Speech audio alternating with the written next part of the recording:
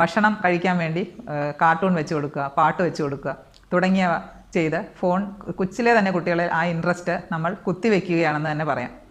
അപ്പോൾ ഈ 2 വയസ്സിന് താഴെയുള്ള കുട്ടികൾക്ക് കഴിയുന്നത് ഫോൺ ഞാൻ പറയുന്നത് ഒളിച്ചു വെക്കുക എന്നുള്ളതാണ്.